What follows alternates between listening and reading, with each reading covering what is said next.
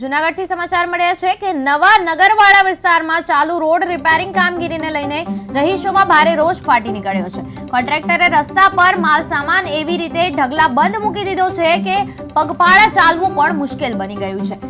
Guarantee પીરિયડમાં જ રસ્તો નબળો પડતા ફરી કામગીરી શરૂ થતા રહેવાનો માટે જે રહેવાસીઓ છે એમના માટે હાલાકી વધી ગઈ છે। ત્યારે રહીશો મહાનગરપાલિકાની આ બેદરકારી સામે ખુલ્લેઆમ અવાજ ઉઠાવી રહ્યા છે।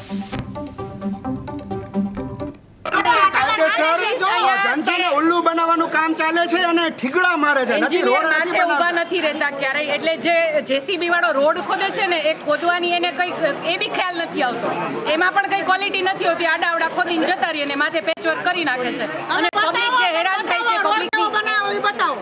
કોર્પોરેટરને અહીંયા બોલાવવામાં આવ્યા હતા પરાગભાઈને આવીને ખાલી લોકોને સમજાવીને વયા ગયા છે, કાંઈ પણ કાર્યવાહી નથી કરી। જોડે ખાનાફૂસી કરીને વયા ગયા। અત્યાર વખત પલ્લવીબેન ઠાકરને કોલ કરેલ છે, જેમણે કોલ રિસીવ નથી કરેલો, જે અમારા વોર્ડના કોર્પોરેટર છે। બીજા એક કોર્પોરેટર ભાઈ આયા હતા, શું નામ હતું એમનું, એ બી થોડીક વાતો કરી અને જતા રહ્યા છે। હા, ઓપરેશન કરાવ્યું છે। જો આવી પરિસ્થિતિમાં અમને કંઈ પણ થાય, કોઈ ઈજા થાય કા કોઈને ઇમરજન્સી આવી, હોસ્પિટલે જવું પડ્યું, તો અમારે કઈ રીતે જવાનું, કે જવાબદારી કોણ લેશે? લોકો કેટલી હાલાકી ભોગવી રહ્યા છે, કોઈ અપંગ છે, કોઈ ચાલી નથી શકતા, તો એ લોકો એમ કહી દે કે ભાઈ ના અમે અમારે એ લોકો હાથ ઊંચો કરી દે તો અમારે આમ જનતાને અત્યારે અમારે દવાખાને જવું, અમારો પગ ભાંગી ગયો છે,